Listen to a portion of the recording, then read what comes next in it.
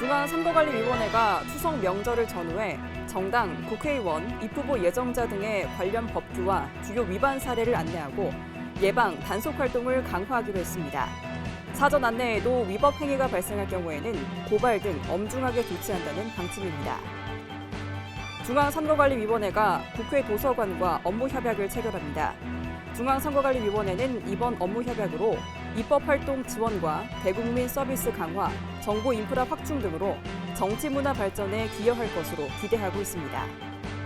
중앙선거관리위원회가 지난 6월 1일 실시한 제8회 전국동시 지방선거의 당선인 선거공약 모음집을 발간했습니다. 당선인 선거공약 모음집에는 이번에 당선된 시도지사, 교육감, 구시군의 장 당선인의 핵심 공약이 실려 있습니다.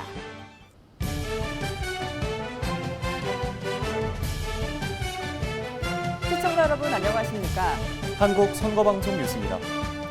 명절이 다가오면 정당이나 정치인은 명절 인사나 선물을 주고받을 때 주의해야 됩니다.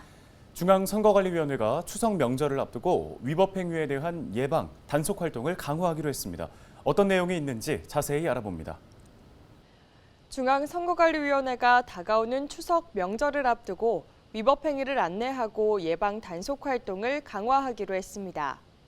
정당이나 국회의원, 지방의회의원, 지방자치단체장, 입후보 예정자 등을 대상으로 관련 법규와 주요 위반 사례를 적극 안내하고 사전 안내에도 위법 행위가 발생하는 경우에는 엄중하게 조치할 방침입니다. 이번 추석 명절에 정당이나 지방자치단체 명의로 의례적인 명절 현수막을 거리에 게시할 수 있고 의례적인 명절 인사말을 문자 메시지로 정송할 수 있으며 트위터, 페이스북, 카카오톡 등의 명절 인사를 하거나 의례적인 명절 인사말이 게재된 인사장을 다수의 선거구민에게 발송할 수도 있습니다. 하지만 관내 경로당과 노인정 등의 명절 인사 명목으로 과일이나 선물 등을 보내거나 선거구민이나 선거구민과 연고가 있는 사람에게 귀향버스나 귀경버스를 무료로 제공하거나 명절 인사를 빙자해 선거운동 내용이 담긴 현수막을 게시하거나 인사장을 발송할 수 없습니다. 특히 유권자가 정치인에게 금품이나 음식물 등을 제공받은 경우 최고 3천만 원 범위에서 10배 이상 50배 이하의 과태료가 부과될 수 있기 때문에 주의해야 합니다. 중앙선거관리위원회는 추석 연휴 기간 중에도 선거법 위반 행위 신고 접수 체제를 유지한다면서 위법 행위를 발견하면 관할 구시군 선거관리위원회나 전국 어디서나 전화 1390번으로 신고해 줄 것을 당부했습니다. 중앙선거관리위원회는 각종 선거와 정당에 관한 자료를 수집하고 정리, 보존하고 있습니다. 중앙선거관리위원회가 선거와 정당에 관한 자료 수집을 확대하고 대외기관과의 교류를 확대하기 위해 국회 도서관과 업무 협약을 체결합니다. 관련 내용 전해드립니다. 중앙선거관리위원회가 대외 협력과 교류 확대를 위해 국회 도서관과 업무 협약을 오는 8월 31일에 체결한다고 밝혔습니다. 이번 업무 협약은 선거와 정당에 관한 자료 수집을 확대하고 정당이 발간한 백서, 정책공약집, 당원, 당규 등의 정당 자료를 보다 용이하게 수집하기 위해 마련됐습니다. 중앙선거관리위원회와 국회 도서관은 향후 선거 관련 도서와 비도서 콘텐츠 원문 DB 자료를 상호 제공해 이용할 수 있게 하고 디지털 정보 자원을 공유해 활용하고 관련 학술 행사나 문화 행사를 공동으로 개최할 계획입니다. 중앙선거관리위원회는 국회 도서관과의 업무 협약으로 입법 활동을 지원하고 대국민 서비스를 강화하는 한편 상호 협력을 통한 정보 인프라 확충과 국가 지식 정보 자원의 공동 활용, 학술 문화 행사의 공동 개최, 자료 교류 등을 통해 정치 문화 발전에 기여할 것으로 기대하고 있습니다. 중앙선거관리위원회는 제8회 전국동시 지방선거가 매니페스토 정책 선거로 치러질 수 있도록 정책 공약마당에 후보자 공약을 공개한 바 있습니다. 이와 관련해 당선인의 공약 실천 등을 확인할 수 있도록 최근 당선인 선거 공약 모음집을 발간했다는 소식입니다. 중앙선거관리위원회가 지난 6월 1일 실시한 제8회 전국동시 지방선거에서 당선된 당선인의 선거 공약 모음집을 발간했습니다. 당선인 선거 공약 모음집은 당선인의 공약 실천 등 정책 선거에 대해 지속적인 관심을 갖기 위해 발간됐는데 제8회 전국동시 지방선거에서 당선된 시도지사, 교육감, 구시군의 장, 당선인의 핵심 공약이 실려 있습니다. 제8회 전국동시 지방선거 당선인 선거공약 모음집은 중앙선거관리위원회 대표 홈페이지 게시판과 정책공약마당 자료실에서 내려받을 수 있습니다. 한편 중앙선거관리위원회는 제20대 대통령 선거와 제8회 전국동시 지방선거 때 접수한 정당의 10대 정책과 우수 유권자 희망공약을 엮은 유권자 희망공약 모음집을 중앙선거관리위원회 대표 홈페이지와 정책공약마당 자료실에 게시했습니다.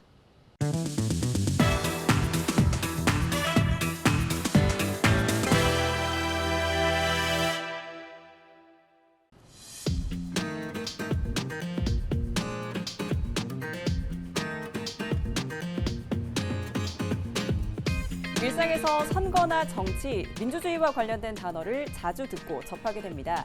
그런데 여러분은 그 단어의 의미나 내용을 얼마나 정확하게 알고 계신가요? 선거 키워드 시간에는 선거, 정치, 민주주의와 관련된 단어를 자세히 설명해 드립니다. 김지단 아나운서, 오늘의 키워드는 뭔가요? 네, 오늘의 키워드는 투표할 수 있는 권리입니다. 현대 민주주의 국가에서는 누구나 투표할 수 있는 권리를 가지고 있습니다. 오늘은 이 투표할 수 있는 권리에 대해서 이야기해 볼 텐데요. 그보다 먼저 선거의 기본 원칙부터 알아보겠습니다. 최영 아나운서, 선거의 4대 기본 원칙에 대해 알고 계신가요?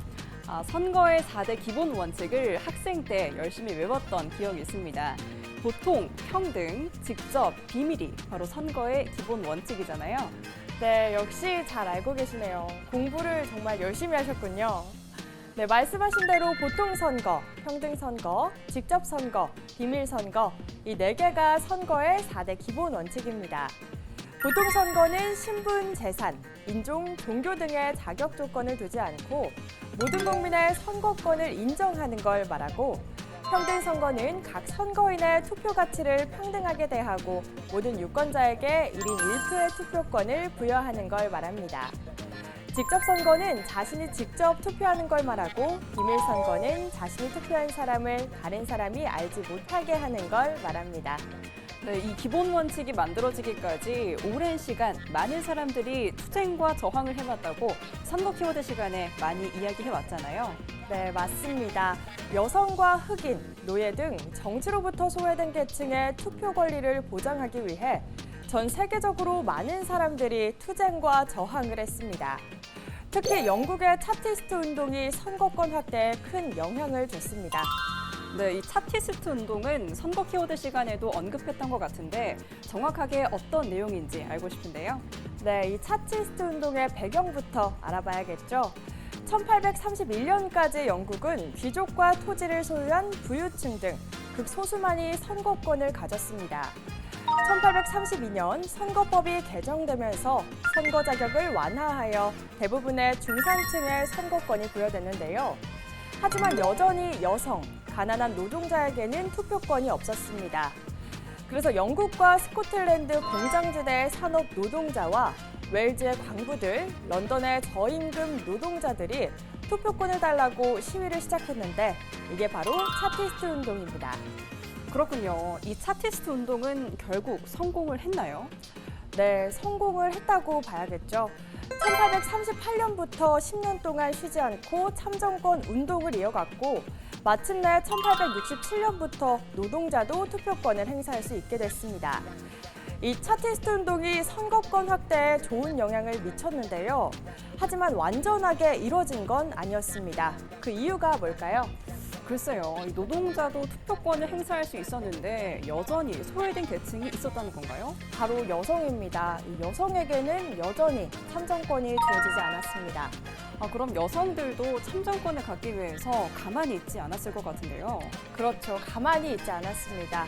이 여성 참정권 운동은 1865년 영국 런던의 여성 참정권위원회가 설립되면서 본격적으로 시작됐습니다.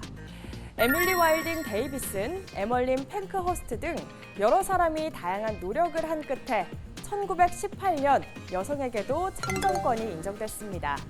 하지만 이것도 완전한 참정권이 아니었습니다. 완전하지 않았다고요? 그럼 또 다른 제한이 있었나요? 네, 여성은 30세 이상만 투표할 수 있다는 조건이 있었습니다. 여성만 30살이 넘어야 투표할 수 있다니 정말 말도 안 되는 조건인 것 같은데요. 그럼 언제부터 남녀의 연령이 같아진 건가요? 네, 그로부터도 10년 뒤 1928년이 되어서야 21세 이상의 모든 남녀가 선거권을 갖는 진정한 보통선거가 도입됐습니다. 최양 아나운서는 서프러제트라는 영화 보신 적 있으신가요? 아니요, 이번에도 제가 모르는 영화가 나왔군요. 혹시 여성의 참정권 운동과 관련된 영화인가요? 네, 정답입니다. 이 서프러제트는 영국에서 있었던 여성 참정권 운동과 그 운동에 참여한 여성을 의미하는데요. 이 영화 서프러제트에서는 20세기 초 영국의 실존 인물과 실제 일어난 사건을 바탕으로 만들어졌습니다. 앞서 언급했던 여성 참정권 운동가인 에밀리 와인딩 데이비슨과 에멀린 펜커호스트의 이야기가 담겨 있습니다. 네, 꼭 봐야 할 영화가 또 한편 추가되었네요. 1928년에서야 영국에서 보통선거가 도입됐다면 전 세계로 뻗어나간 건 그 이후였겠네요. 네, 맞습니다.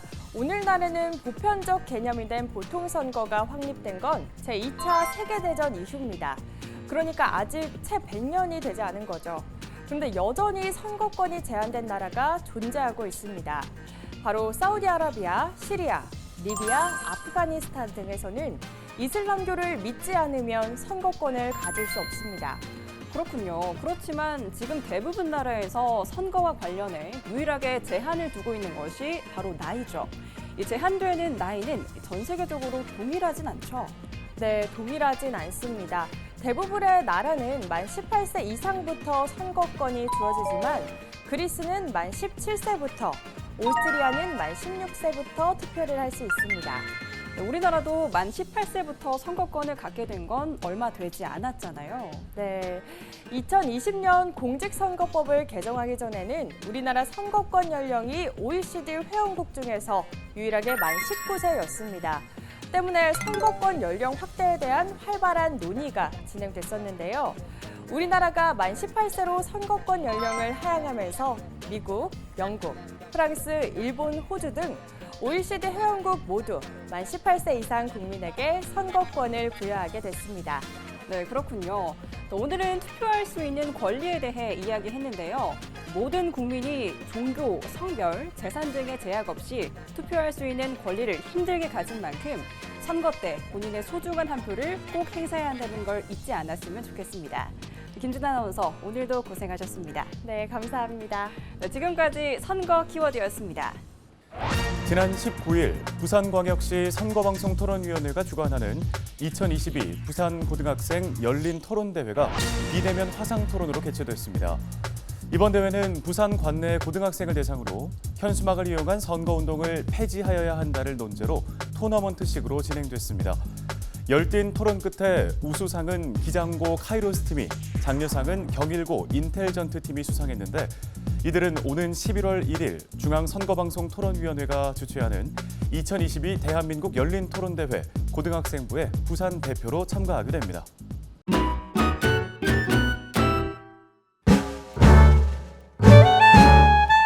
네, 안녕하세요. 저는 경북 울진에 살고 있는 가정주부 김예림입니다.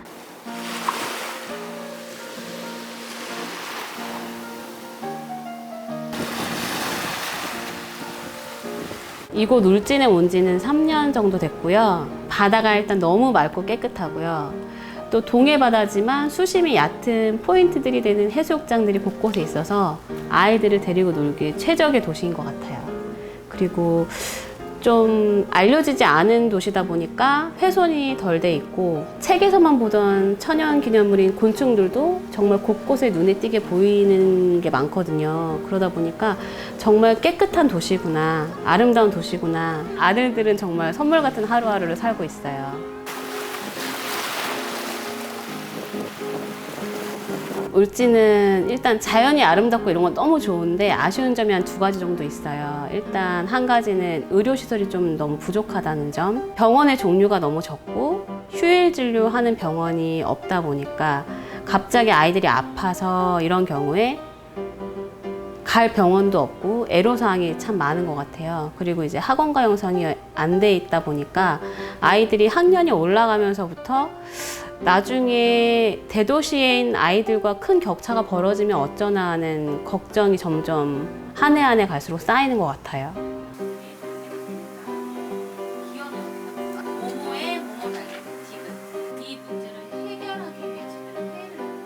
지방 소도시에 살다 보니까 대도시랑 격차가 많이 느껴질 수밖에 없거든요. 그래서 이런 소도시들도 좀 적극적으로 개발이 잘 이루어졌으면 좋겠고, 의료시설이나 대형마트 같은 기반시설이 좀 많이 부족한 것 같아요. 그런 게 충족이 된다면 인구 유입도 좀 많이 되면서, 그러다 보면 자연적으로 학원가도 형성되고 아이들을 키우기 좀 좋은 도시가 되지 않을까 하는 생각이 듭니다.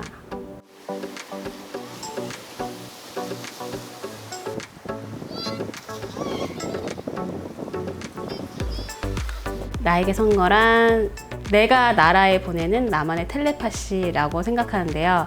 일단 선거 전에 제가 그 후보의 정치적 성향이나 공약들을 유심히 보게 되는데, 예전에는 막연했던 그런 공약들이 이제는 정말 피부로 와닿는 나이가 됐더라고요. 그래서 그런 것들을 보면서 나에게 필요한 게 무엇인가 비교하게 되고, 투표 결과가 민심의 표현이라고 하잖아요. 저 말고도 다른 사람들도 많은 텔레파시를 보내면서 선거에 임하고 있지 않을까라고 생각합니다.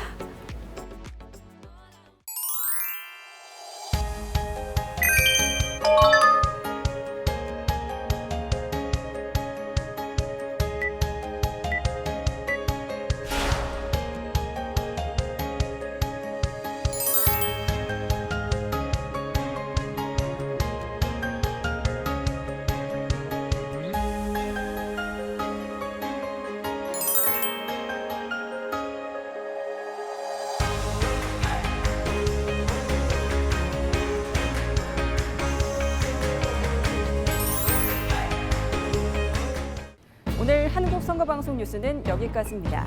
시청해주신 여러분 고맙습니다.